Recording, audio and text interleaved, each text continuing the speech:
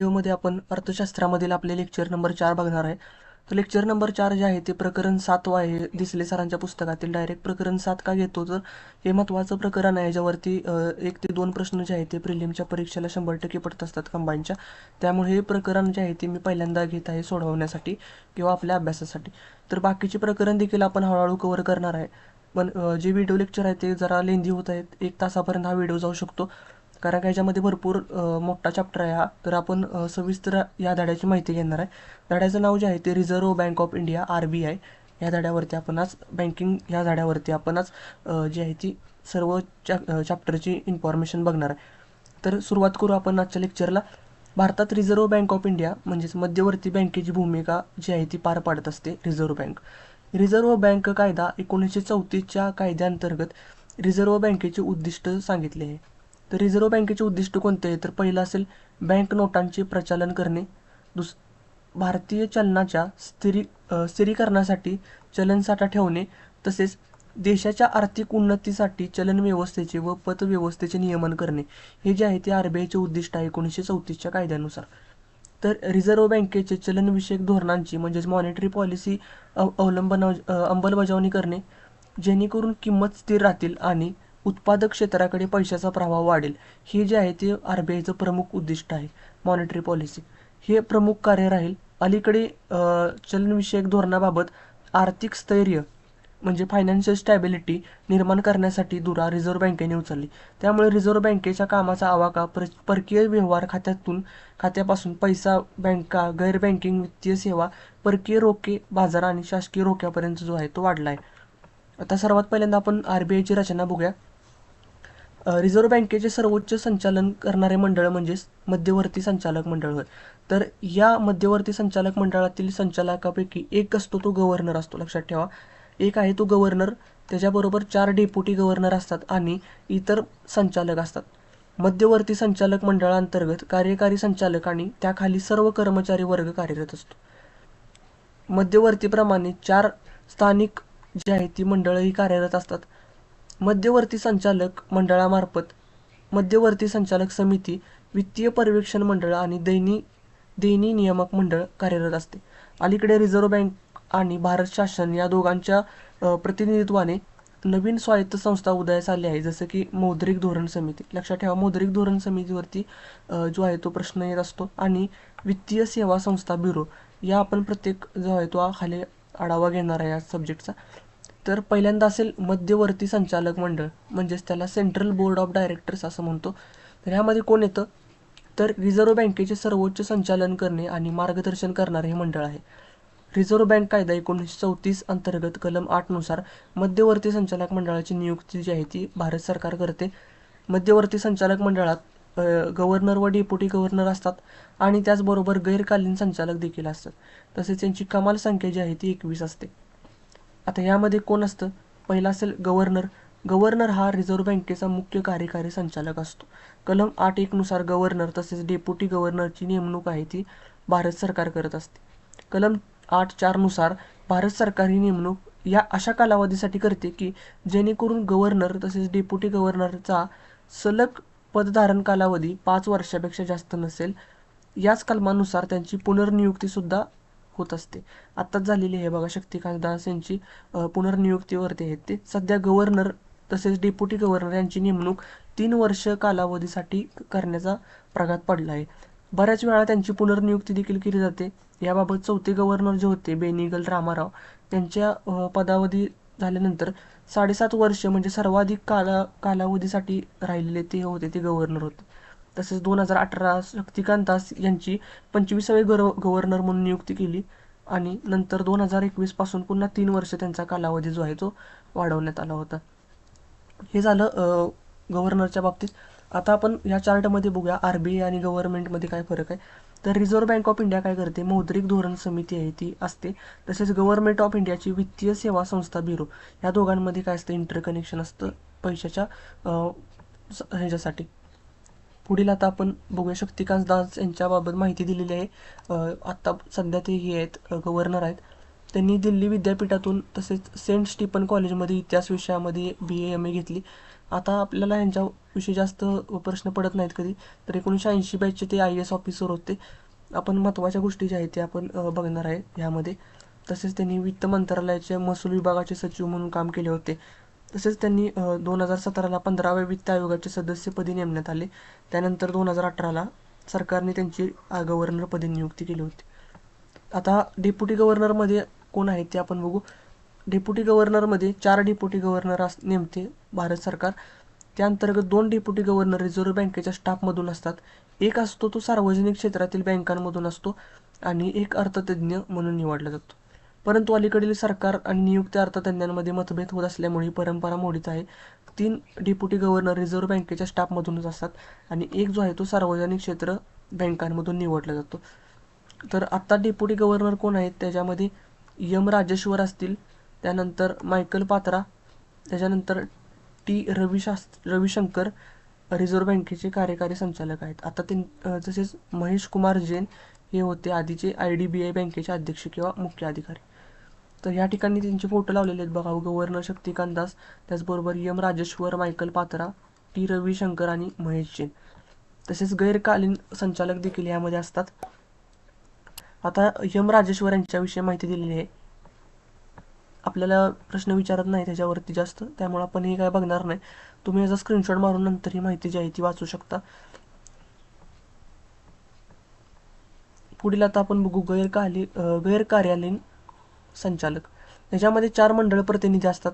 Reserve बँकेची जी 4 स्थानिक मंडळे आहेत, उदाहरणार्थ पश्चिम भागामध्ये मुंबईला आहे, उत्तरेला दिल्लीला आहे, पूर्वेला कोलकाता या ठिकाणी आणि दक्षिणेला चेन्नईमध्ये.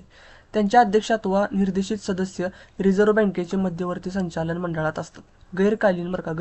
गैरकार्यालयीन संचालक मंडळात असतात. उत्तर मंडळाच्या रेवती अय्यर आणि पूर्व मंडळाचे सचिन चतुर्वेदी हे रिझर्व्ह बँकेच्या गैरकार्यालयीन संचालक मंडळामध्ये. तर उर्वरित 2 पदे जी आहेत त्या आता रिक्त आहेत. तसेच 10 लक्षात ठेवा, याच्यामध्ये कोण आहे ते विचारणार नाहीत, पण किती सदस्य असतात ते विचारू शकतात. 10 गैर शासकीय प्रतिनिधी असतात. तसेच 2 शासकीय प्रतिनिधी असतात आणि मध्यवर्ती मंडळ समिती. आता आपण माहिती बघूया. तर मध्यवर्ती मंडळ समिती, त्याला कमिटी ऑफ सेंट्रल बोर्ड असे म्हणतो. रिझर्व्ह बँक 1949च्या अध्यादेशानुसार ही समिती आहे, गव्हर्नर या समितीची स्थापना करतात. दर आठवड्याला, लक्षात ठेवा, दर आठवड्याला सहसा बुधवारी ही बैठक होत असते. या बैठकीत अर्थव्यवस्थेची स्थिती, तसेच रिझर्व्ह बँकेचे चालू कामकाज आणि आठवड्याचे लेखे जे आहे ती याचा आढावा घेतला जातो. ह्याच्यावरती प्रश्न जे आहे ती विचारलेला आहे मध्यवर्ती मंडळ समितीबाबत. पुढील जे आहे ते आपण आता बघूया, वित्तीय पर्यवेक्षण मंडळ. तर नोव्हेंबर 1994 पासून हे चालू झालं. वित्त बाजाराचे पर्यवेक्षण करणे हा त्याचा उद्देश आहे. स्वतः गव्हर्नर या मंडळाचे जे आहे ते अध्यक्ष असतात. तसेच सर्व डेप्युटी गव्हर्नर असतील ते सदस्य असतात. तसेच एक त्यातला जो असेल तो डेप्युटी गव्हर्नर म्हणून हे केला जातो. 2 वर्षे कालावधीसाठी याची नेमणूक होते आणि या मंडळीची महिन्यातून किमान एकदा तरी बैठक होत असते. तसेच हे मंडळ सर्व बँका, गैरबँका, विकास वित्त संस्था यांचे पर्यवेक्षण करते. आणि नेक्स्ट असेल देणी व निरसन नियमन व पर्यवेक्षण समिती किंवा मंडळ. यामध्ये देशातील सर्व देणी व निरसन यंत्रणेचे नियमन हे मंडळ करत असते. त्याच्यामध्ये 2007च्या कायद्यानुसार हे चालू केलं आहे. या मंडळामध्ये गव्हर्नर, डेप्युटी गव्हर्नर असतो. तसेच मध्यवर्ती संचालकापैकी 3 संचालक याची असतात. स्वतः गव्हर्नर ह्याचे अध्यक्ष असतात. तसेच एक गव्हर्नर जो असतो, डेप्युटी गव्हर्नर, तो उपाध्यक्ष असतो. यांचे काम काय असते तर ह्याच्यामध्ये निरसन यंत्रणेचे नियमन व परीक्षण करणे, देणी यंत्रणाचे नियमन व मानक ठरवते, तसेच विविध देणी यंत्रणांना परवानगी देते. तर आपण ह्याच्यानुसार या सर्व गोष्टी होत असतात. पुढे जे आहे ते आपण बघणार आहे कार्यकारी समिती, म्हणजे त्याला एक्झिक्युटिव्ह डायरेक्टर्स सुद्धा आपण म्हणतो. तर कार्यकारी संचालक रिझर्व्ह बँकेचे दैनिक कामकाज सांभाळत असतात. त्यांच्यावर नजीकचे नियंत्रण डेप्युटी गव्हर्नरचे असते. रिझर्व्ह बँकेचे इतर कर्मचारी वर्ग कार्यकारी संचालनामार्फत कार्यरत होत असते. आता कोण सध्या आहेत त्यांची नावे या ठिकाणी दिलेली आहेत. त्याचबरोबर आता 4 स्थानिक मंडळे आहेत रिझर्व्ह बँकेची. त्यामधील मुंबई या ठिकाणी, चेन्नई, कोलकाता आणि नवी दिल्ली येथे 4 स्थानिक मंडळे कार्यरत आहे. कलम 9 नुसार ही भारतातील 4ही भागातील प्रादेशिक आणि आर्थिक गरजा तसेच सहकारी संस्था व क्षेत्रीय बँकांच्या हितसंबंधांना हे दर्शित करत असतात. एका मंडळात 5 शासन नियुक्त सदस्य असतात. त्यापैकी एक जो असतो तो अध्यक्ष असतो. वरील सांगितल्यापैकी रिझर्व्ह बँकेचे निर्देशित सदस्य रिझर्व्ह बँकेच्या मध्यवर्ती संचालक मंडळाचा देखील सदस्य असतो. आता ह्याच्यामध्ये विभाग आहेत रिझर्व्ह बँकेमध्ये, डिपार्टमेंट आहेत. पहिला असेल बाजार, संशोधन, सेवा, आर्थिक स्थैर्य, तसेच सहाय्य, तसे ह्या भरपूर ह्याच्यामध्ये जे आहे ते विभाग कार्यरत आहेत रिझर्व्ह बँकेचे. तर रिझर्व्ह बँकेचे कार्यालय आपण बघू. रिझर्व्ह बँकेचे मुख्य कार्यालय जे आहे ते शहीद भगतसिंग मार्ग मुंबई येथे आहे. तर 4 झोनल कार्यालय आहेत मुंबई, दिल्ली, कोलकाता आणि चेन्नई या ठिकाणी. तर 20 क्षेत्रीय कार्यालय आहेत, म्हणजेच रिजनल ऑफिस त्याला आपण म्हणतो. आता अहमदाबाद, बेंगलोर या ठिकाणी आहेत. तर महाराष्ट्रामध्ये तुम्ही बघू शकता मुंबई या ठिकाणी एक असेल, मुंबई फोर्ट या ठिकाणी, मुंबई बेलापूर या ठिकाणी, तसेच नागपूर, म्हणजे 3 जे आहेत ते महाराष्ट्रामध्ये आहेत. 11 उपकार्यालय आहेत. त्याच्यामध्ये 11 उपकार्यालयामध्ये जे आहे महाराष्ट्रामध्ये तुम्ही बघू शकता, यामध्ये एकही उपकार्यालय जे आहे ते महाराष्ट्रामध्ये नाही, महाराष्ट्राच्या बाहेर सर्व आहेत. प्रशिक्षण केंद्र आता बघूया आरबीआयचे. ट्रेनिंग सेंटर्स मुंबईमध्ये जे आहे ते आरबीआय अकॅडमी मुंबई आणि पुण्यामध्ये 2 आहेत. तर ह्यामध्ये जे आहे ते प्रश्न कधी येत नाही, तरी पण एक आरबीआयची एक्स्ट्रा माहिती या ठिकाणी दिलेली आहे. उपसंस्था असतील आरबीआयच्या कोणत्या आहेत. आता आर्थिक वर्ष आपण बघूया. स्थापन झाल्यानंतर रिझर्व्ह बँकेचे आर्थिक वर्ष जे होते ते 1 जानेवारी ते 31 डिसेंबर असं होते. मात्र 1940 मध्ये रिझर्व्ह बँकेचे 1 जुलै ते 31 जून हे आर्थिक वर्ष स्वीकारले. 15 फेब्रुवारी 2020 ला रिझर्व्ह बँकेच्या मध्यवर्ती संचालक मंडळाच्या 582व्या बैठकीमध्ये आर्थिक वर्ष 1 जुलै ते 30 जून ऐवजी सरकारच्या आर्थिक वर्षाप्रमाणे म्हणजे 1 एप्रिल ते 31 मार्च करण्यावर बदल करण्यावर अंमलात आणण्यावर एकमत झाले. तसा प्रस्ताव रिझर्व्ह बँकेने भारत सरकारकडे देखील पाठवला. भारत सरकारची मंजुरी मिळाल्यामुळे 2020-21 हे आर्थिक वर्ष 1 जुलै 2020 ला सुरू झाले आणि ते 9 महिन्यातच म्हणजे 31 मार्च 2021 ला संपले. तर 1 एप्रिल 2021 पासून रिझर्व्ह बँकेचे आर्थिक वर्ष जे आहे ते लक्षात ठेवा 1 एप्रिल ते 31 मार्च असे झाले आहे. 1 एप्रिल 2021 पासून. पुढील आपण बघणार आहे संबंधित संस्था कोणत्या आहेत त्या. संबंधित संस्थांमध्ये पहिली असेल ती मौद्रिक धोरण समिती, खूप महत्त्वाची समिती आहे. त्याला आपण मॉनिटरी पॉलिसी कमिटी देखील म्हणतो. ह्याच्यावरती दरवर्षी प्रश्न जे आहेत ते पडत असतात, लक्षात ठेवा प्रिलिम आणि मेन्सला. B.N. श्रीकृष्ण यांच्या अध्यक्षतेखाली वित्तीय क्षेत्र कायदा सुधारणा आयोगाने मार्च 2013 मध्ये चलनविषयक धोरण ठरवण्यासाठी मौद्रिक धोरण समिती जी आहे ती स्थापन केली, शिफारस केली होती. याआधीही वाय व्ही रेड्डी समितीने म्हणजे 2002 ला, तसेच तारापूर समिती 2007 ला, मिस्त्री समिती 2009 आणि रघुराम राजन समिती यांनी अशी समिती स्थापन करण्याची शिफारस केली होती. डॉक्टर उर्जित पटेल यांच्या अध्यक्षतेखाली चलन धोरण आराखडा सुधारणा समितीने जानेवारी 2014 मध्ये मौद्रिक धोरण समिती स्थापन करण्याची शिफारस केली. या समितीने यासाठी काही उदाहरणे अधोरेखित केली, जसे की अमेरिकेतील फेडरल बँक अंतर्गत कार्यरत असणारी फेडरल ओपन मार्केट कमिटी, तसेच इंग्लंडमधील बँक ऑफ इंग्लंड अंतर्गत कार्यरत असणारी मॉनिटरी पॉलिसी कमिटी इत्यादी. तर 2016-17 ला अर्थसंकल्पामध्ये रिझर्व्ह बँक कायदा 1934 मध्ये दुरुस्ती करण्यात आली. तर हे जे आहे ते 2016 मध्ये हे विधेयक आहे ते मांडण्यात आलं. ते सहमत होऊन रिझर्व्ह बँक कायद्यामध्ये दुरुस्ती करण्यात आली. सुधारित रिझर्व्ह बँक कायद्यातील कलम 2 मध्ये मौद्रिक धोरण समितीची व्याख्या केली आहे. त्यामध्ये मौद्रिक धोरण समितीची जी आहे ती रचना वगैरे सर्व गोष्टी याच्यामध्ये ॲड केल्या. तर यामध्ये रचना बघूया आपण. मौद्रिक धोरण समितीमध्ये 6 सदस्य असतात. त्यातील जे 3 सदस्य आहेत ते पदसिद्ध सदस्य असतात रिझर्व्ह बँकेचे. तर 3 जे आहेत ते नियुक्त सदस्य असतात, सरकार नियुक्त, केंद्र सरकार नियुक्ती करते. रिझर्व्ह बँकेतून येणारे सदस्य हे पदसिद्धच असतात. केंद्र सरकारद्वारा नियुक्त 3 सदस्यांची नेमणूक 4 वर्षासाठी करावी लागते. तर 3 रिझर्व्ह बँकेच्या पदसिद्ध सदस्यांपैकी रिझर्व्ह बँकेचे गव्हर्नर एक असतातच, तर एक डेप्युटी गव्हर्नर असणार त्यातील आणि एक रिझर्व्ह बँकेतील अधिकारी असतो. रिझर्व्ह बँकेचे गव्हर्नर हे मौद्रिक धोरण समितीचे जे आहे ते पदसिद्ध अध्यक्ष असतात. त्यामुळे गव्हर्नर शक्तिकांत दास सदस्य आणि अध्यक्ष आहेत. तसेच डेप्युटी गव्हर्नर मायकल पात्रा हे सदस्य आहे. रिझर्व्ह बँकेचे कार्यकारी संचालक राजीव राजन हे मौद्रिक धोरण समितीतील सदस्य आहेत. तर 3 सदस्य भारत सरकार नियुक्त करत असते. यामध्ये जे आहे ते अर्थव्यवस्था किंवा बँकिंग, वित्त किंवा चलनविषयक धोरण क्षेत्रातील तज्ज्ञ व्यक्ती यांचा जो आहे तो या ठिकाणी निवड केली जाते. तर ही निवड आहे, या निवड समितीत कॅबिनेट सचिव असतात, अध्यक्ष किंवा सदस्य, रिझर्व्ह बँकेचे गव्हर्नर असतात आणि वित्त मंत्रालयातील आर्थिक व्यवहार विभागाचे सचिव या ठिकाणी असतात. त्या 3 व्यक्ती ज्या आहेत ती इतर 3 आणि 3 इतर तज्ज्ञ व्यक्ती सदस्य असतात. 6 सदस्यांची ही मौद्रिक धोरण समिती असते. 3 सदस्य निवडते यातून. या सदस्यांची नेमणूक 4 वर्षासाठी जी आहे ती केली जाते. तर आता कोण आहेत त्यांची नावं दिलेली आहे 2017 पासून किंवा 16 पासून आणि त्यांनी काय काम केलं होतं वगैरे सर्व माहिती या ठिकाणी दिलेली आहे. तर तुम्ही हा चार्ट बघू शकता. यामध्ये सर्व आहे, स्क्रीनशॉट मारून बघा. ह्याच्यामध्ये आपण महत्त्वाची नंतर बघूया कार्यप्रणाली. मौद्रिक धोरण समितीच्या वर्षभरातून 4 बैठका होत असतात. तर या बैठकीमध्ये किमान 4 सदस्य आहेत ते उपस्थित असले पाहिजेत. पैकी गव्हर्नर अनुपस्थित राहिल्यास डेप्युटी गव्हर्नर जे आहे ते उपस्थित असलेच पाहिजेत. म्हणजे दोन्ही अनुपस्थित असल्यास बैठक होणार नाही. मौद्रिक धोरण समितीच्या बैठकीत बहुमताने ठराव जो आहे तो सहमत केला पाहिजे. समान मतं पडल्यास रिझर्व्ह बँकेच्या गव्हर्नरला दुसरे मत किंवा निर्णायक मत देण्याचा आहे तो अधिकार भेटतो. समितीचा निर्णय रिझर्व्ह बँकेवर जो आहे तो बंधनकारक असतो. पुढील आपण पॉईंट बघूया आता चलनविषयक धोरण. चलनविषयक धोरण म्हणजे मॉनिटरी पॉलिसी त्याला आपण म्हणतो. तर ह्याचा अर्थ काय आहे? पहिल्यांदा आपण आर्थिक विकासासाठी व किंमत स्थिर राखण्यासाठी मध्यवर्ती बँक जी आहे ती ज्या धोरणांना अन्वये बाजारातील पैशाचा पुरवठा असेल किंवा पतनिर्मिती किंवा पैशाचे मूल्य व पैशाच्या उपयोगितेचे नियंत्रण करते आणि त्यासाठी व्याजदराचे नियमन करते, त्या धोरणाला जे आहे ते चलनविषयक धोरण किंवा मौद्रिक धोरण असं म्हटले जातं. लक्षात ठेवा, ही व्याख्या खूप महत्त्वाची आहे. ह्याच्यावरती जो पूर्ण कन्सेप्ट आहे खाली तो समजणार आहे. परत एकदा बघूया आपण.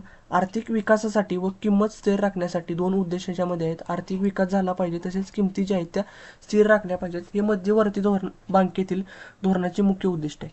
तर त्याबरोबर बाजारातील पैशाचा पुरवठा असेल, पतनिर्मिती किंवा पैशाचे मूल्य, पैशाच्या उपयोगिताचे नियंत्रण करणे आणि त्याच्यावरील व्याजदर जे आहे ते नियमन करणे, या धोरणाला चलनविषयक धोरण किंवा मौद्रिक धोरण असे म्हणतात.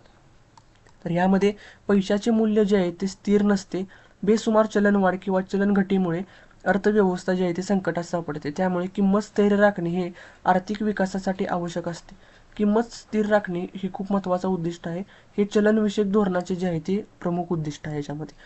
ह्याच्यामध्ये जो प्रश्न आहे तो विचारला जातो, मौद्रिक धोरण समितीचे मुख्य उद्दिष्ट कोणते आहे? तर किमती स्थिर राखणे हे त्याचे मुख्य उद्दिष्ट आहे. पहिलं असेल बघा, किंमत स्थिर राखणे, प्राइस स्टॅबिलिटी त्याला म्हणतो. पैशाचा पुरवठा नियमित करणे, तसेच आर्थिक वाढ होण्यासाठी उत्पादक क्षेत्राकडे पैशाचा प्रवाह वाढेल यासाठी काही प्रयत्न करणे, आर्थिक स्थिरता प्रस्थापित करणे आणि विनिमय दर स्थिर राखणे, त्याचबरोबर रोजगार वृद्धी करणे, ही जी आहे ती मॉनिटरी पॉलिसीची उद्दिष्ट आहेत. तर साधने यामध्ये कोणती असतात? चलनविषयक धोरण राबवण्यासाठी साधने रिझर्व्ह बँक उपलब्ध करून देते. जसं त्याच्यामध्ये असेल CRR, SLR, बँक दर, रेपो दर व रिझर्व्ह रेपो दर, ह्या ज्या आहेत त्या गोष्टी याच्यामध्ये येतात. तसेच सीमांतिक राखीव सुविधा MSF, राखीव ठेव सुविधा, खुल्या बाजारातील व्यवहार, बाजार स्थिरीकरण योजना, बेस दर व MCLR, सीमांत आवश्यकता, वेचक पतनियंत्रण, मार्गदर्शक सूचना, नैतिक समजावणी, थेट कारवाई इत्यादी या साधनांचा जो आहे तो संख्यात्मक साधने व गुणात्मक साधने असे विभाजन केले आहे. ह्याच्यावरती जो आहे तो प्रश्न आला होता, संख्यात्मक आणि गुणात्मक साधने कोणती? तर आपण खाली डीपमध्ये जर बघणार आहे एक्सप्लेनेशन. तसेच बँकिंग या चॅप्टरमध्ये आपण बघितलं आहे. तुम्हाला संख्यात्मक आणि गुणात्मक हा फरक जो आहे तो तिथे समजून जाईल. आता ह्याच्यामध्ये परत बघू आपण संख्यात्मक साधने. संख्यात्मक साधने ह्यामध्ये कोणत्या? तर हा जो तुम्हाला व्हिडिओ दिसत आहे तो जरा ब्लर दिसत आहे. तुम्ही या व्हिडिओची जी आहे ती क्वालिटी वाढवून जो व्हिडिओ तुम्ही बघू शकता, फुल HD पर्यंत हा व्हिडिओ जो आहे तो बघू शकता. संख्यात्मक साधने म्हणजे अशी साधने की जी अर्थव्यवस्थेतील एकूण पैशाच्या पुरवठ्यावर परिणाम करतात, तिला संख्यात्मक साधने असे म्हणतात. फॉर एक्झाम्पल CRR असेल, SLR, बँक दर, रेपो दर व रिव्हर्स रेपो दर, ह्या ज्या गोष्टी आहेत त्या ह्याच्यामध्ये येतात. तसेच सीमांतिक राखीव सुविधा MSF, खुल्या बाजारातील व्यवहार, बाजार स्थिरीकरण योजना, बेस दर, MCLR, EBLR, ह्या ज्या आहेत त्या संख्यात्मक साधने म्हणून जो आहे तो गणना केली जाते. चलनविषयक धोरणात संख्यात्मक साधनांचा वापर करणे याला परंपरागत पद्धत असे म्हणतात, ट्रॅडिशनल पद्धत आहे. तर प्रत्यक्ष साधने कोणती आहे? डायरेक्ट इन्व्हेस्टमेंटसाठी पैशाच्या पुरवठ्यावर प्रत्यक्ष परिणाम करणाऱ्या संख्यात्मक साधनांचा प्रत्यक्ष साधने म्हणून गटात टाकला जातो.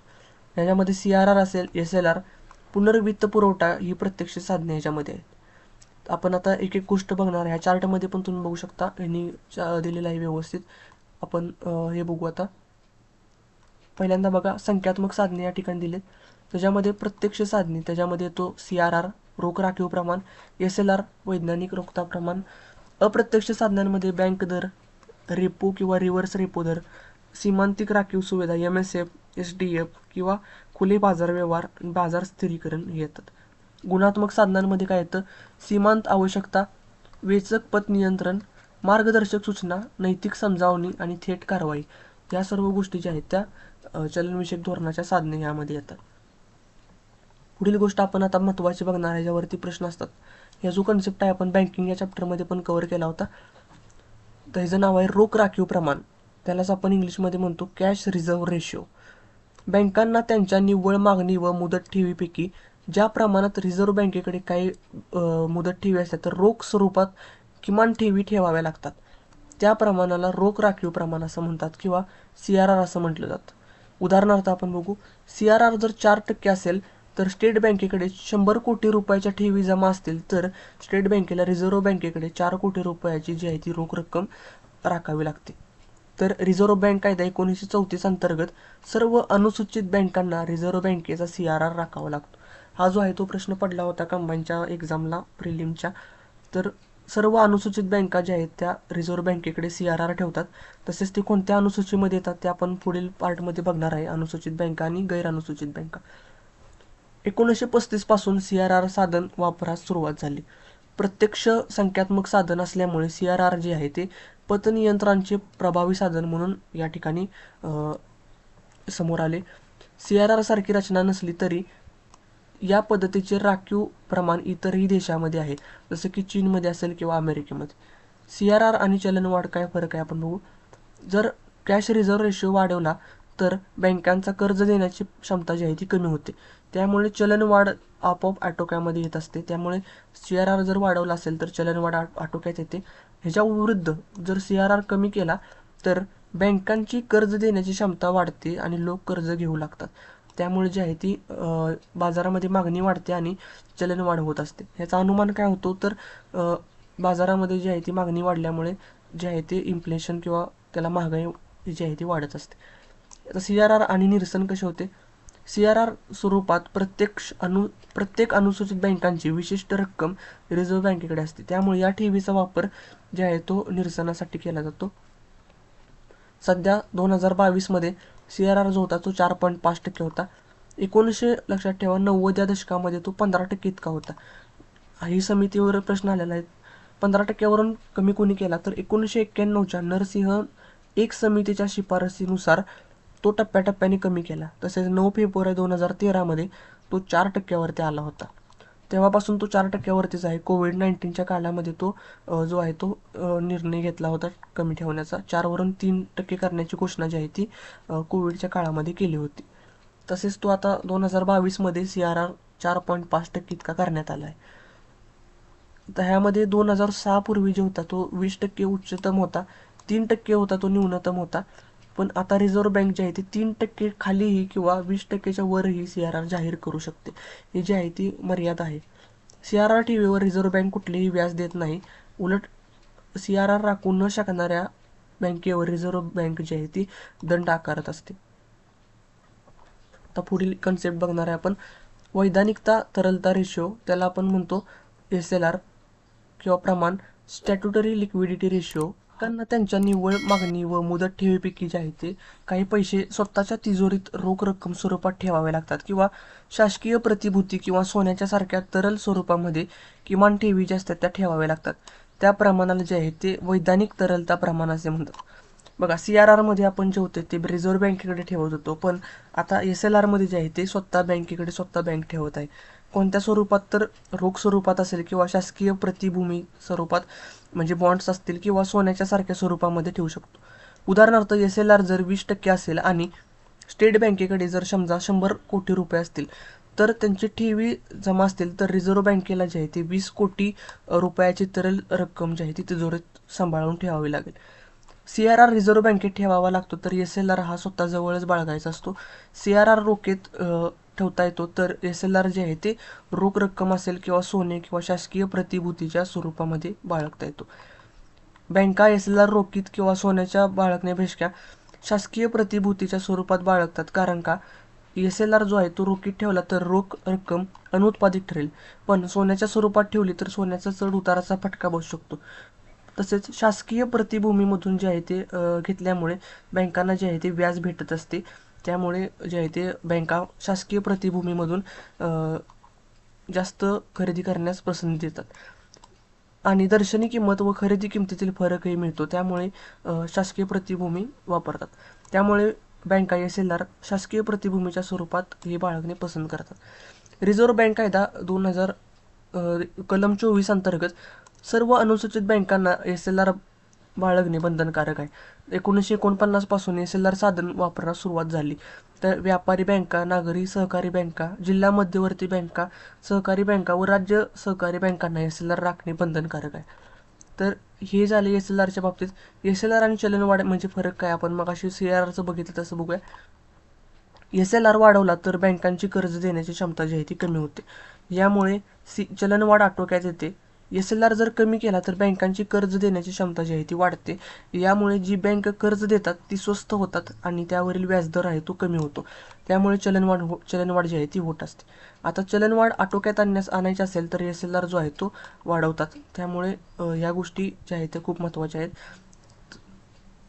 तर SLR आणि गुंतवणूक यामध्ये काय फरक आहेत आपण बघूया. SLR आणि गुंतवणूक. SLR शासकीय प्रतिभूमीच्या स्वरूपामध्ये बाळगणे हे गुंतवणूक केल्यासारखेच आहे. तसेच CRR जो आहे तो पूर्णपणे अनुत्पादित आहे, कारण का तो रिझर्व्ह बँकेकडे ठेवावा लागतो. तर SLR जो होता 2022 मध्ये 18% इतका होता, 1991 मध्ये तो 38.5% इतका होता. नरसिंह समिती 1च्या नुसार जो आहे तो कमी करण्यात आला. 2006 पूर्वी जो होता तो 40% उच्चतम होतं, 25% न्यूनतम ही सांगण्यात आली होती. तर SLR राखू न शकणाऱ्या बँकांवर रिझर्व्ह बँक जी आहे ती दंड आकारत असते. हा चार्ट एकदा बघून घ्या, ह्याच्यामध्ये दोन्ही पण कन्सेप्ट ज्या आहेत त्या मगाच्या त्या सर्व ह्याच्यामध्ये क्लिअर केलेल्या आहेत. ह्याचा स्क्रीनशॉट असेल तर मारून घेणार असेल तर मारा, कारण का ह्याच्यावरती तुम्हाला खूप नोट्स टाईपमध्ये गोष्टी यामध्ये पाहायला भेटतील. आपण आता पुढे बघूया. हे चार्ट घेत नाही कारण का आपण मगाशी सर्व बघितलं आहे वरती, तेच ह्याच्यामध्ये सिंपल भाषेमध्ये दिलेलं आहे. पुढे आपण बघूया पुनर्वित्त सुविधा. रिझर्व्ह बँक तसेच काही सर्वोच्च वित्त संस्था जसं की नाबार्ड असेल, वित्तीय विविध क्षेत्रामध्ये पुनर्वित्त पुरवठा करत असतात. उदाहरणार्थ भारतीय निर्यात पत हमी महामंडळ निर्यातदारांना पुनर्वित्त पुरवठा करते. तसेच राष्ट्रीय आवास बँक गृह कर्ज देण्यासाठी पुरवठा करते. तसेच भारतीय विमा निगम इन्शुरन्स कॉर्पोरेशन जी आहे ती विमा सेवा प्रदान करत असते, किंवा मुद्रा बँक सारख्या काही योजना असतील त्या पुनर्वित्त पुरवठा करत असतात. यामुळे काय होतं तर बाजारात प्रत्यक्ष पैसा जो आहे तो ओतला जातो, यामुळे पैसा पुरवठा वाढून चलनवाढ होत असते. तर वरील रोख राखीव प्रमाण तसेच SLR आणि पुनर्वित्त पुरवठामुळे काय होतं, प्रत्यक्षपणे पैशाचा पुरवठा वाढवतात किंवा कमी करतात, म्हणून त्यांना जे आहे ते प्रत्यक्ष साधने असे म्हटले जातं. आता आपण पुढचा कन्सेप्ट बघणार आहे अप्रत्यक्ष साधने, म्हणजे त्याला इनडायरेक्ट इन्स्ट्रुमेंट म्हणतो आपण. ह्याच्यामध्ये काय येतं, पैशाच्या पुरवठ्यावरती अप्रत्यक्ष परिणाम करणाऱ्या संख्यात्मक साधनांचा ह्याच्यामध्ये उल्लेख आहे. जसं की बँक दर, रेपो दर, रिव्हर्स रेपो दर, सीमांतिक राखीव सुविधा, खुल्या बाजारातील व्यवहार असतील किंवा बाजार स्थिरीकरण योजना, बेस दर, MCLR, EBLR ही जी आहे ती अप्रत्यक्ष साधने ह्याच्यामध्ये कन्सिडर केली जाते. यातील बँक दर ते EBLR हे जे आहे ते रिझर्व्ह बँक निर्धारित करत असते. हे व्याजदर कमी जास्त केले की त्यांचे पडसाद आहे ते व्याजदरावरती पडतात, म्हणून त्यांना अप्रत्यक्ष साधने जी आहे ती म्हणतात. आता आपण महत्त्वाचा कन्सेप्ट ह्याच्यामध्ये बघूया, बँक दर. बँक दर म्हणजे काय, रिझर्व्ह बँक इतर बँकांना म्हणजे बँकांकडून हुंडी किंवा वाणिज्यपत्रे खरेदी करून किंवा त्यांचा पुनर्वटाव करून दीर्घकालीन कर्ज देते. या कर्जावर रिझर्व्ह बँक जे व्याज आकारते त्या व्याजाच्या दराला जे आहे ते बँक दर असे म्हटले जाते. आता उदाहरण बघूया आपण. उदाहरणार्थ समजा स्टेट बँकेने 12 महिन्यापूर्वी 90 लाख रुपयाचे कर्ज रिझर्व्ह बँकेकडून घ्यायचे असेल ठरवले. समजा बँक दर 10% होता, म्हणजे कर्जावर 9 लाख रुपये जे आहे ते व्याजदर द्यावे लागेल. समजे स्टेट बँकेकडे 99 लाख दर्शनी किंमत असलेले 12 महिने मुदत असलेले जे आहे ते गुजरात मिलचे एक वाणिज्यपत्र आहे.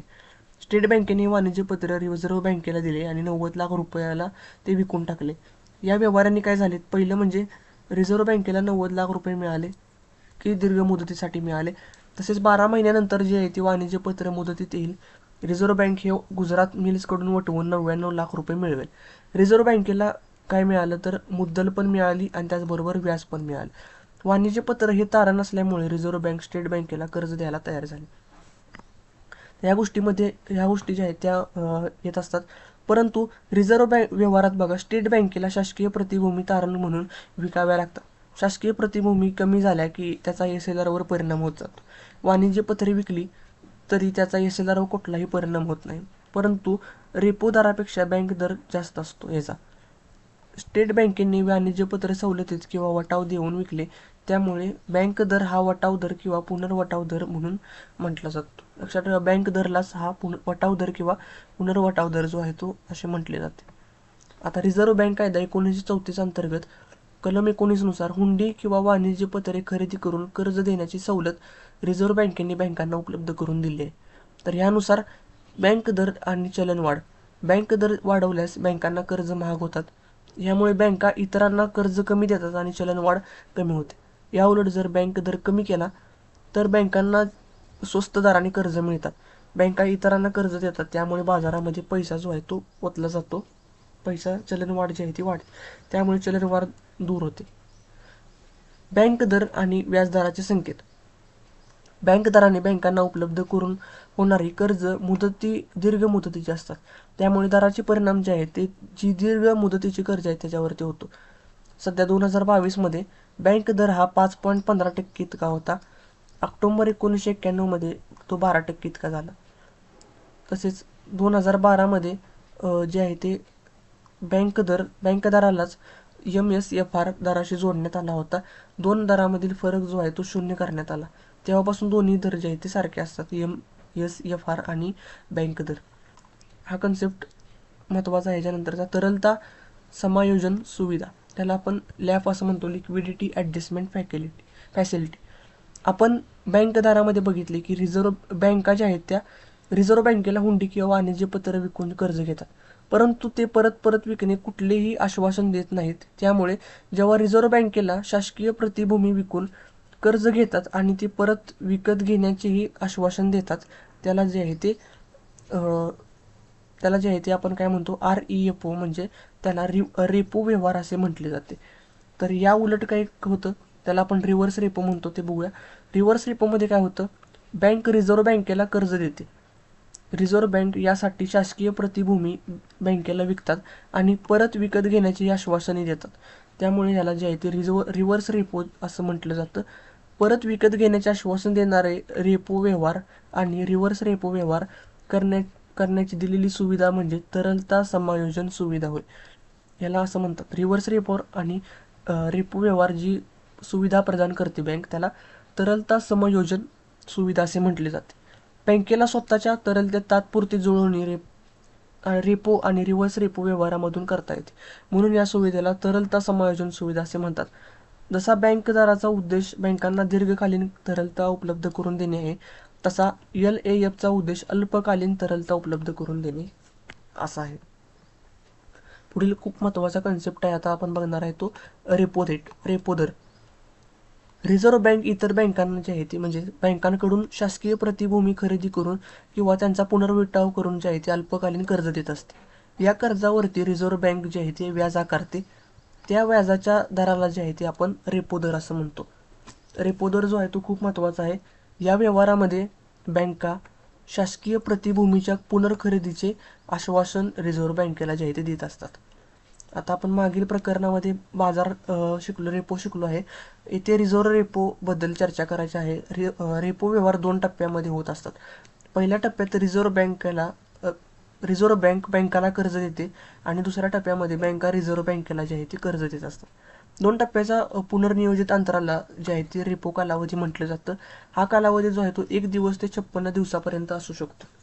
तर एका दिवसाच्या रेपो व्यवहाराला जे आहे ते 1 दिवसीय रेपो असे म्हणतात. ओव्हरनाईट रेपो त्याला म्हटलं जातं इंग्लिशमध्ये. तर 2 दिवस ते 56 दिवसाच्या रेपो व्यवहाराला जे आहे ते मुदत रेपो किंवा टर्म रेपो असे म्हटलं जातं. आता ह्याच्यामध्ये उदाहरण दिलेलं आहे, तुम्हाला हा कन्सेप्ट समजला असेल एवढा सिंपल माझे सांगितलं आहे. उदाहरणं घ्यायची काही गरज नाही, आपण ह्याच्यामध्ये तुम्ही उदाहरण जे आहे ते वाचू शकता व्हिडिओ थांबून. आता आपण दुसरा पॉईंट बघूया. मुदत रेपो व्यवहार देखील वरीलप्रमाणेच होतात, मात्र त्यातील व्याजदर अनित्य असतो. या व्याजदराला तरता रेपो दर म्हणजेच व्हेरिएबल रेपो रेट असे म्हटले जाते.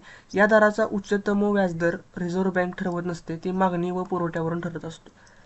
रिझर्व्ह बँकेचे कर्ज मागितले की उपलब्ध झाले असते नसते.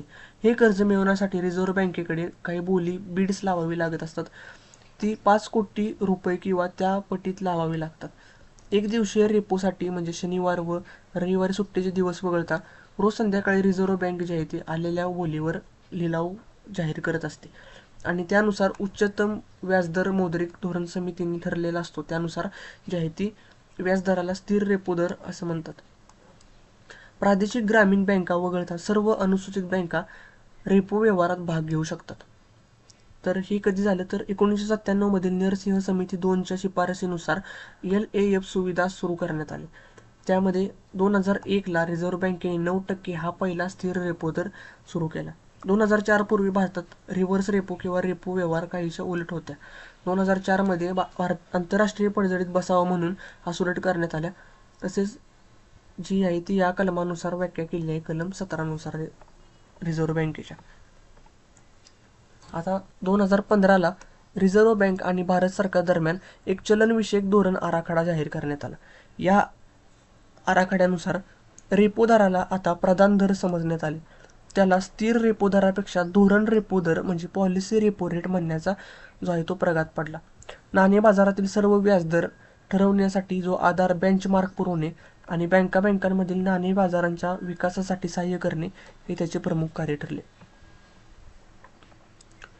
रेपो दर जो आहे तो 2016 पर्यंत रिझर्व्ह बँक जाहीर करत होती, पण 2016ला 27 जूनला रिझर्व्ह बँक कायद्यात दुरुस्ती करण्यात आली आणि सुधारित रिझर्व्ह बँक कायद्यानुसार रेपो दर ठरवण्याचा अधिकार जो आहे तो मौद्रिक धोरण समितीला जो आहे तो देण्यात आला. रेपो दर किंवा चलनवाढ यांच्यामध्ये फरक काय बघू, काय संबंध आहे बघूया. रेपो दर वाढल्यास बँकांना कर्ज महाग होतात, याचे पडसाद आहे ते बाजारात पडतात, बँका कमी कर्ज देतात, पैशाचा पुरवठा जो आहे तो कमी होतो, त्यामुळे चलनवाढ आटोक्यात येते. या उलट जर रेपो दर कमी केला तर बँकांना स्वस्त दराने कर्ज उपलब्ध होतं. बँका इतरांना कर्ज देतात, त्यामुळे पैशाचा पुरवठा वाढतो. हे आपण मगाशी देखील बघितलं होतं कन्सेप्ट. आता नेक्स्ट रेपो दर आणि व्याजदराचे संकेत काय आहेत ते आपण आता या ठिकाणी बघू. पहिला असेल रेपो दराने बँकांना उपलब्ध होणारी कर्ज अल्प मुदतीची असतात, त्यामुळे या दराचा परिणाम जो आहे तो अल्पकालीन कर्ज देतात त्यांच्यावरती होतो.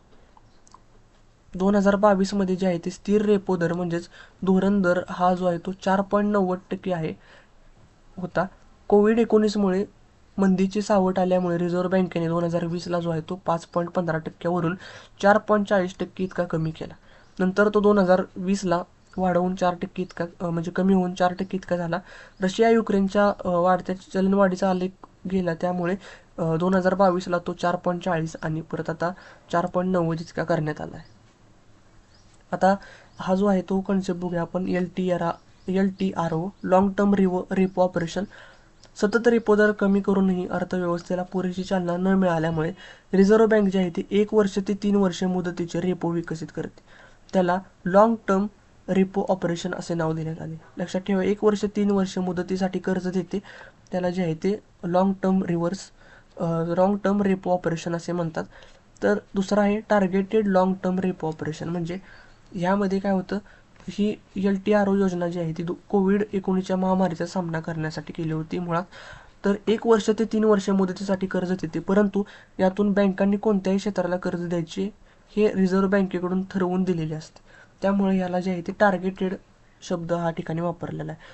तर बँकांनी कर्ज प्राथमिक तसेच दुय्यम भांडवली बाजारातील वाणिज्य पत्रे, कर्ज रोखे किंवा गैर बँकिंग वित्तीय संस्थांना देणे भाग असते. या अशी काही यामध्ये अटी टाकलेल्या आहेत, टार्गेट टाकलेलं आहे. यामध्ये 26 क्षेत्र जे आहेत ते या ठिकाणी नोंदणी केलेली आहे. पुढील आपण बघणार आहे आता रिव्हर्स रेपो. रिव्हर्स रेपो हा जो आहे तो बँका आहेत रिझर्व्ह बँकेला आहे ते अल्पकालीन कर्ज देत असतात. या कर्जावर रिझर्व्ह बँक जी आहे ती व्याज देते. त्या व्याजदराच्या दराला जे आहे ते रिव्हर्स रेपो दर असे म्हटले जाते. तर या व्यवहारात रिझर्व्ह बँक शासकीय प्रतिभूतीच्या पुनर्खरेदीचे आश्वासन बँकेला देते, म्हणून त्याला रिव्हर्स हा शब्द आहे तो वापरला आहे. हा व्यवहार देखील 2 टप्प्यात होतो. पहिला असेल 1 ते 56 दिवस. 1 दिवसीय व्यवहार असेल त्याला रिव्हर्स रेपो व्यवहारासाठी ओव्हरनाईट रेपो म्हणतात. आणि या बोलीतील उच्चतम व्याजदराची मर्यादा रिझर्व्ह बँक ठरवते आणि त्यानुसार हे जे आहे ते दिलं जातं. या व्यवहारदाराला स्थिर रिव्हर्स रेपो दर देखील म्हणतात. तर ह्यामुळे काय होतं, मुदत रिव्हर्स रेपो आहे तो व्याजदर अनित्य असतो, त्यामुळे व्याजदराला तरता रिव्हर्स रेपो दर देखील म्हणतात.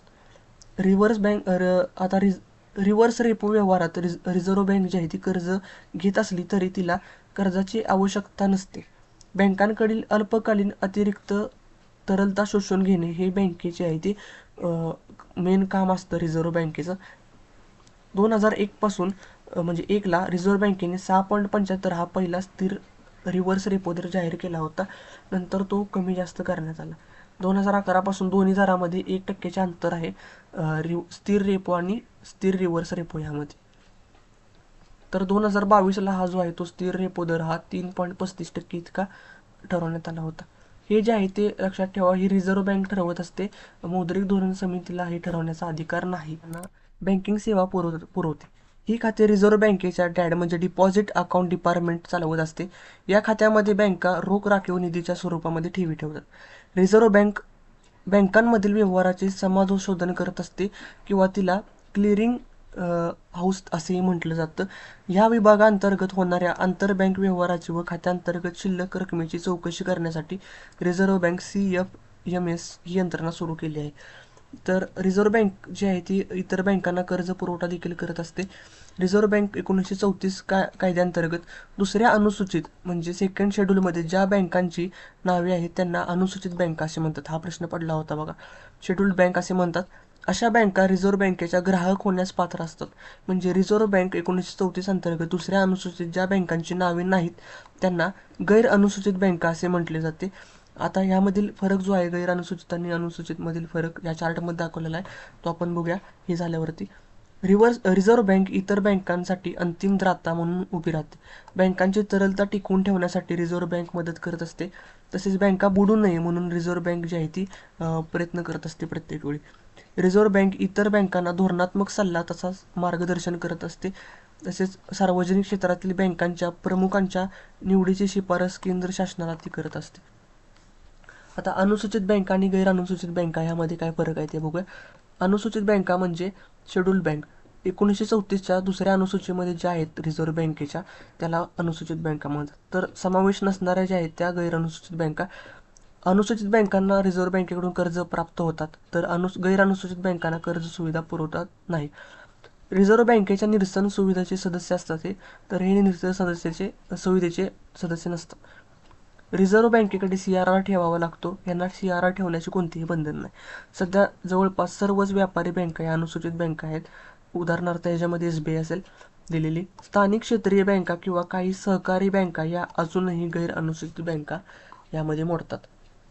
तर दुसरं असेल आता देणी व निरसन यंत्रणा म्हणून देखील रिझर्व्ह बँक जी आहे ती काम करत असते. तसेच बँकिंग व्यवस्थेचे नियंत्रण म्हणून देखील काम करते. सर्व व्यापारी तसेच सहकारी बँकांचे नियमन व नियंत्रण ठेवण्याचे काम हे रिझर्व्ह बँकेचे असते. तर हे सर्व डिपार्टमेंटची माहिती दिलेली आहे. रिझर्व्ह बँकेच्या कोणतं काम असतं तिला किंवा कोणते रिपोर्ट जे आहे ते सादर करत असते. आता चलनविषयक धोरण ठरवून प्रत्यक्षपणे किंवा अप्रत्यक्षपणे बँकिंग क्षेत्रातील रोखता तरलता व्याजदराचे नियमन रिझर्व्ह बँक करते. बँकांना तसेच बँकांच्या शाखांना रिझर्व्ह बँक परवाना देत असते. कोणते बँकेचे लायसन वगैरे असेल तर ते फक्त रिझर्व्ह बँकेला परमिशन आहे घेण्याची. तसेच बँकांची तपासणी करणे, बँकांच्या विलगीकरणाचा, बँका गुंडाळण्याचा हक्क देखील जो आहे तो रिझर्व्ह बँकेला देण्यात आलेला आहे. अग्रक्रम क्षेत्रासाठी बँकिंग व्यवस्थेचा प्रसार होण्यासाठी अग्रक्रम क्षेत्रासाठी जी आहे ती वित्त पुरवठा करण्याची विशिष्ट नियमावली ती आहे ती सादर करत असते रिझर्व्ह बँक. तसेच परकीय चलनाची व्यवस्थापक म्हणून तिला ओळखलं जातं. परकीय चलनासंबंधित फेमा कायद्याच्या अंमलबजावणीची जबाबदारी ही रिझर्व्ह बँकेवरती सोपवलेली आहे. परकीय विनिमय दर स्थिर ठेवण्याची जबाबदारी देखील रिझर्व्ह बँकेची असते. फॉरेक्स ज्याला आपण म्हणतो ती देखील जबाबदारी रिझर्व्ह बँकेची असते. पुढे आर्थिक स्थैर्यासाठी देखील ती प्रयत्न करत असते.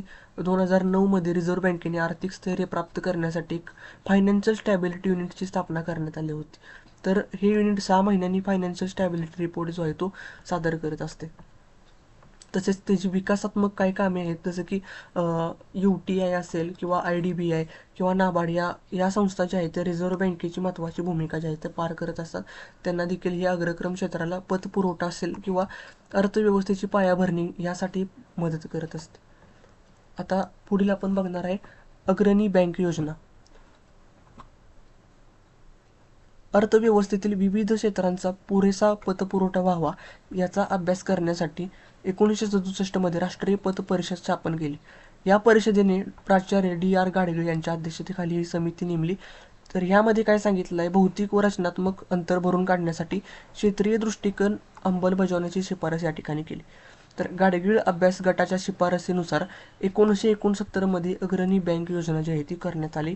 या योजनेची रचना F.S. नरिमन यांच्या अध्यक्षतेखाली केली. या समितीच्या शिफारसीनुसार अग्रणी बँकेचे लघुत्तम एकक हे जिल्हा ठरवण्यात आले. प्रत्येक जिल्ह्याला ही बँक असावी असं सांग. या जिल्ह्यातील एखादी बँक जी आहे ती एखाद्या जिल्ह्यातील एखादी बँक जी आहे ती लीड बँक तिला आपण म्हणतो, ती अग्रणी बँक म्हणून स्वीकारण्यात हवी किंवा जिल्हा पत विकासासाठी तिने दत्तक घेतले पाहिजेत. तर हे जे काम काय असणार आहे, बँका, भागधारक व शासन यांच्यामध्ये समन्वय साधणे, तालुका असेल किंवा जिल्हास्तरीय समित्यांमधून वार्षिक पतधोरणाचे नियोजन करणे, जिल्ह्यातील पतगरज भागवण्यासाठी काही नियोजन असेल ते करावे. तसेच क्षेत्रीय विकास व्हावा, प्रादेशिक स्तरावरील वित्तपुरवठ्याची गरज भागावी यासाठी, तसेच अत्यंत गरीब व्यक्तींना याचा लाभ मिळून आर्थिक विकास व्हावा यासाठी काही योजना सुरू करण्यात आल्या. 2009 मध्ये डेप्युटी गव्हर्नर उषा थोरात यांच्या अध्यक्षतेखाली एक समिती मंडली होती. त्यामध्ये खालील शिफारसी केल्या. पहिली असेल, योजना सुरू ठेवली पाहिजे. या योजनेत खाजगी बँकांवर मोठी जबाबदारी दिली पाहिजे.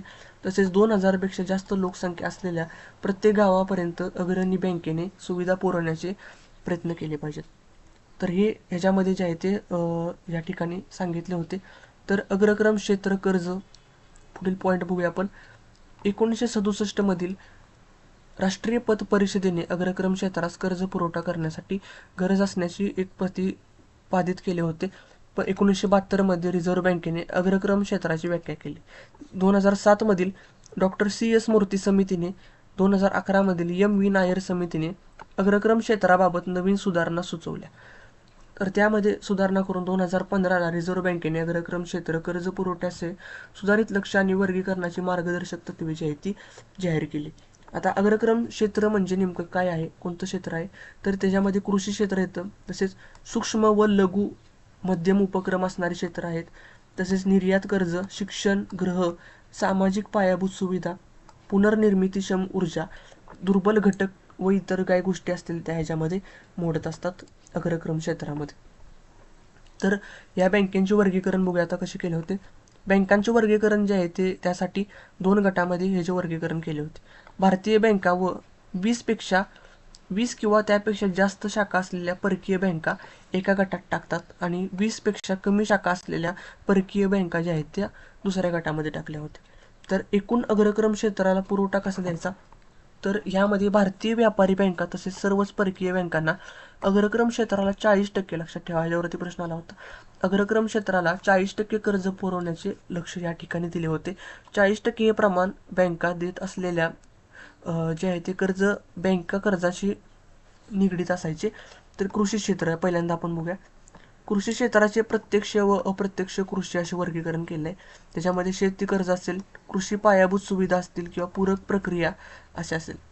भारतीय व्यापारी बँकांना तसेच 20 किंवा 20 पेक्षा जास्त शाखा असलेल्या परकीय बँकांना कृषी क्षेत्राला 18% कर्ज देण्याचे लक्ष जे आहे ते यामध्ये घालून दिले होते. तर ह्या चार्ट जो आहे तो खूप महत्त्वाचा आहे, ह्याच्यावरती कंबाईनला प्रश्न पडले होते. तर बघू शकता तुम्ही ह्याच्यामध्ये खाली काही गोष्टी आहेत त्या आपण व्यवस्थित दिलेल्या आहेत. आता आपण कृषी क्षेत्राचं बघितलं तर खाली लघु क्षेत्र असेल किंवा सूक्ष्म दुर्बल घटक असतील याची पण माहिती आपण आता ह्या चार्टमधनं समजून घेऊया. क्षेत्र बघूया आपण पहिल्यांदा. अग्रक्रम क्षेत्राला लक्ष आहे ते 40% या चार्टमध्ये बघा. तसेच 20 पेक्षा कमी शाखा असलेल्या अनुसूचित परकीय बँका ज्या आहेत त्यांना 40%चे लक्ष देण्यात आले. कृषी क्षेत्राला 18% देण्यात आले, पण परकीय बँकांना कुठलेही लक्ष देण्यात आलेलं नाही. त्याच्यानंतर पुढे काय दिलेलं आहे बघा,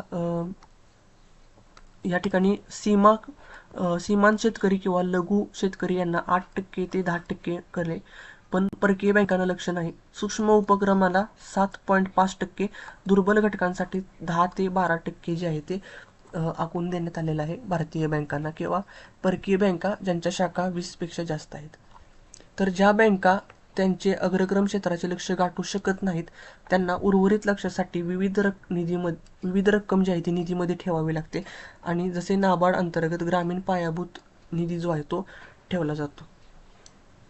रिझर्व्ह बँकेच्या मार्गदर्शक सूचनानुसार लघु वित्त बँकांना अग्रक्रम क्षेत्राची 75% मर्यादा घालून देण्यात आली.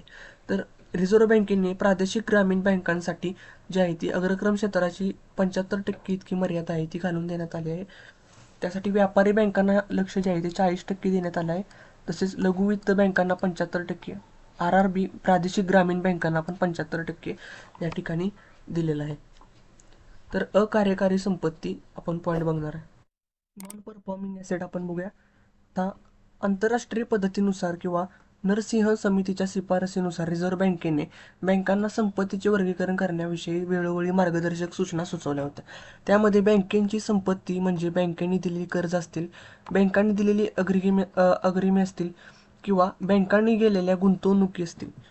तर बँकांनी दिलेली कर्ज ही बँकांची मुख्य संपत्ती असते. त्यांनी दिलेली ही कर्ज असते ती वेळेवर फेडली जात असतील तर अशी संपत्ती कार्यकारी संपत्ती आहे असे म्हटले जायचे. परंतु ती थकीत राहत असल्या तर त्याला अकार्यकारी संपत्ती असे म्हणतात. या अकार्यकारी संपत्तीचे जे प्रमाण आहे ते मोजण्याची पद्धत रिझर्व्ह बँकेने सुचवली. अकार्यकारी संपत्तीमध्ये काय येतं तर पहिला असेल बँकांची अशी संपत्ती की जी बँकांसाठी उत्पन्न मिळवून देऊ शकत नाही, तिला अकार्यकारी संपत्ती असे म्हटले जाते. तर यामध्ये अग्रिम येतात किंवा अशी काही गोष्टी आहेत त्या कर्ज यामध्ये येतात. जी मुदत कर्ज असून ज्यांच्या मुद्दल किंवा व्याजाचा हप्ता 90 दिवसापेक्षा जास्त कालावधीसाठी थकला असेल त्याला जी आहे ती अकार्यकारी संपत्ती असे म्हटले जाते. किंवा दुसरा असेल अधिक वर्ष स्वरूपात किंवा रोखपत स्वरूपामध्ये ही काय ती घेतली जातात आणि 90 दिवसापर्यंत त्या खात्यात कुठलीही रक्कम आहे ती जमा केली जात नाही. किंवा विकत घेतलेल्या काही किंवा पुनर्वाटाव केलेली एखादी वस्तू असते जी 90 दिवसापर्यंत थकीत असते. अशा काही गोष्टी आहेत त्याच्यामध्ये. लघु मुदतीच्या कर्ज असतील किंवा कृषीच्या कर्ज असतील ते एका हंगामासाठी किंवा 2 हंगामासाठी थकीत असेल तर याला नॉन परफॉर्मिंग ॲसेट किंवा अकार्यकारी संपत्ती असं म्हटलं जातं.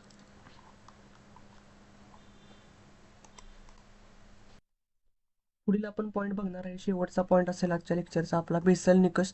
हा IMP पॉईंट आहे स्टडीसाठी. आता स्वित्झर्लंडमध्ये बेसल ह्या शहरामध्ये BIS म्हणजे bank for international settlement he bank स्थित आहे. तर 1930ला स्थापन झालेली ही बँक जी आहे ती जगातील प्रमुख मध्यवर्ती बँकेपैकी एक आहे. आंतरराष्ट्रीय संघटनामधील आहे. आंतरराष्ट्रीय मौद्रिक वित्तीय सहकार्य वृद्धिंगत करणे आणि मध्यवर्ती बँकांसाठी ही कर्ज पुरवणे यासारखी जी काही भूमिका आहेत, उद्दिष्ट आहेत. तर 1988 मध्ये काय आलं, बँकेची सुपरविजनसाठी कमिटी होती ती नेमली होती. तर या समितीने बँकांना किमान भांडवल पर्याप्तता प्राप्त करण्याविषयी मार्गदर्शक निकष प्रकाशित केला. तर यामध्ये या निकषांना जो आहे तो बेसल निकष 1 असं म्हटलं जायचं. या पद्धतीमध्ये 2004 मध्ये बेसल निकष 2 आणि 2010 मध्ये बेसल निकष 3 जाहीर करण्यात आला. तर बेसल निकष प्राप्त करणारी बँक जोखमीचे नियम करू शकते, आर्थिक संकटाचा सामना करू शकते, त्यामुळे विविध देशामध्ये शाखा उघडून व्यवसाय वाढवू शकते. तर बेसल निकष काय आहे एक तो आपण बघूया. 1988 मध्ये बेसल निकष 1 जो आहे तो चालू करण्यात आला. G10 देशांचे सदस्य होते यामध्ये. तर ह्यामध्ये सर्वाधिक पतजोखीम म्हणजे सर्वाधिक भर होता. तर संपत्तीचे मोजमाप जे आहे ते 0, 10, 20, 50, 100% असे करण्यात आले. आंतरराष्ट्रीय पातळीवर अस्तित्व टिकवायचे असल्यास बँकांसाठी 8% CRAR गाठण्याचे लक्ष्य या ठिकाणी दिले. तर किमान जो आहे तो 4% गाठण्याचं लक्ष्य या ठिकाणी ठरवण्यात आला. टायर 1 साठी ही लक्ष्य आहे ते 1992 पर्यंत ठरवले. तर जागतिक स्तरावर बँकिंग यंत्रणामध्ये समान मानक तयार करण्यात आले. त्याला बेसल निकष 1 चे प्राथमिक उद्दिष्ट होते. पुढील आहे ते बेसल निकष 2. 2004 मध्ये बेसल निकष 2 जो आहे तो घोषित करण्यात आला. याच्यासाठी 3 आधारस्तंभ होते महत्त्वाचे. किमान भांडवल पर्याप्तता म्हणजे भांडवल पर्याप्ततेची व्याख्या याच्यामध्ये सुस्पष्ट देतो. बँकांना CRR चे 9% आणि टायर 1साठी 4% लक्ष्य गाठण्याचे ठरवण्यात आले. टायर 1 भांडवलापैकी जे आहे ते सामायिक समभागाच्या स्वरूपात असलेल्या भांडवलीची पर्याप्तता 2% असली पाहिजे असे लक्ष ठेवण्यात आले. केवळ पतजोखीम न मोजता बाजार जोखीम देखील व क्रियात्मक जोखीम देखील यामध्ये विचारात घेतली पाहिजे, हा होता. आता ह्याच्यामध्ये बघूया काय चार्टमध्ये व्यवस्थित दिलं आहे. बेसल निकष 1 मध्ये किमान भांडवल पर्याप्तता होता. रिस्क जी होती ती पतजोखीम. बेसल निकष 2 मध्ये काय होतं, किमान भांडवल पर्याप्तता, पर्यवेक्षण, समीक्षा, बाजार शिस्त या गोष्टी होत्या. रिस्क काय होती, पतजोखीम, बाजार जोखीम आणि क्रियात्मक जोखीम ही जे होते बेसल निकष 2 मध्ये. आता 3 मध्ये आपण बघूया काय म्हणलेलं आहे. बेसल निकष 3 मध्ये डिसेंबर 2010 मध्ये जे आहे ती सांगितले. ह्यामध्ये जागतिक आर्थिक संकटातून जग सावरत होते. 2008चा जो क्रॅश होता त्यापासून 2010 मध्ये बेसल निकष 2 निकषामध्ये जी आहे ती काही सुधारणा करून अधिक बळकटी देण्यात आली. या तिन्ही आधारस्तंभाच्या माध्यमातून बेसल निकष 3 पतजोखीम, बाजार जोखीम आणि क्रियात्मक जोखीम जी आहे ती विचारात घेतली. तर बेसल निकष 3 निकषांनी या व्यतिरिक्त आणखीन 2 जोखीम ज्या आहेत त्या विचारात घेतल्या. त्यामधील पहिली असेल तरलता जोखीम, लिक्विडिटी म्हणतो त्याला आपण, आणि तरफ गुणोत्तर विचारात घेणारी प्रतिमान जोखीम, मॉडेल रिस्क, ह्या 2 गोष्टी ज्या आहेत त्या विचारात घेतल्या. असे 5 टोटल आधारस्तंभ या ठिकाणी दिले आणि 2013 पासून सुरू करून 2015 पर्यंत कालमर्यादा जी आहे ती ठरवण्यात आली. नंतर 2019 मध्ये जी आहे ती कालमर्यादा वाढवली आणि बेसल निकष 3 नुसार किमान भांडवल पर्याप्तता, तरलता प्रमाण आणि तरफ गुणोत्तर किती गाठायचा याचा आढावा देण्यात आला. पहिल्यांदा आहे किमान भांडवल पर्याप्तता जी आहे ती विचारला याच्यावरती प्रश्न. बँकांना 11.5% इतकी गाठण्याची मर्यादा आहे. 60% टायर 1 क्षेत्रासाठी असेल आणि 2% टायर 2 भांडवल पर्याप्तता प्राप्त करणे हा असेल. पुढं तरलता प्रमाण जे आहे ते लिक्विडिटी रेशो, 2 प्रकारचे तरलता प्रमाण सुचवण्यात आले. तरलता व्याप्ती प्रमाण म्हणजे ते 30 दिवसापर्यंत जे आहे ते देणी देता येऊ शकतील इतके होते आणि 30 दिवसापर्यंत बँकांना देणी येऊ शकतील असे होते. दुसरा आहे निव्वळ स्थिर निधी. ह्याच्यामध्ये वर्षभर मागणीपेक्षा जास्त पुरवठा राहील एवढी संपत्ती, वर्षभर मागणीपेक्षा जास्त पुरवठा होऊ शकेल एवढी संपत्ती आहे ती बँकांकडे राखीव स्वरूपात असली पाहिजे. तर ह्याला दुसरं निव्वळ स्थिर निधी म्हणतात. पुढील आहे तरफ प्रमाण, ड्युरेज रेशो. ते आहे ते तरफ प्रमाण 3% किंवा त्यापेक्षा जास्त असले पाहिजे असं त्यांनी सांगितलं. पुढचं आहे भारत आणि बेसल निकष. भारतीय बँकांसाठी रिझर्व्ह बँक बेसल निकष 1 1998 मध्ये सांगितलं. बेसल निकष 2 जो आहे तो 2009 आणि 3 आहे तो 2013 मध्ये भारतीय निकष सांगितला होता.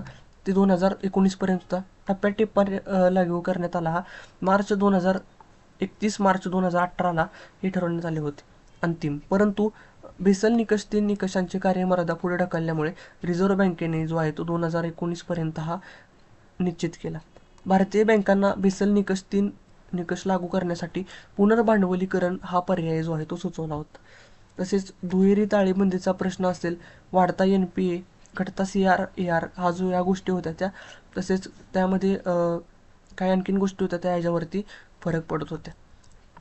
तर हा जो झाला आपला पूर्ण रिझर्व्ह बँक ऑफ इंडिया हा जो चॅप्टर आहे तो झाला. आपण पुढील याच्यामध्ये बँकिंग हा चॅप्टर जो आहे तो कव्हर करणार आहे. RBI जो होता तो बेसिक बँकिंगच्या संदर्भात होता. पुढील बँकिंग हा चॅप्टर आहे तो सर्व बँकिंगच्या संदर्भामध्ये कन्सेप्ट आहे ते क्लिअर होतील. आणि जर तुम्हाला व्हिडिओ आवडला तर चॅनलला सबस्क्राईब करा आणि टेलिग्राम चॅनल जॉईन करा. तिथे तुम्हाला जे आहे ती ह्या धड्यावरती क्विज भेटेल सोडवायला. तिथून तुम्ही प्रश्नाचा सराव करून जास्तीत जास्त प्रश्न परीक्षेत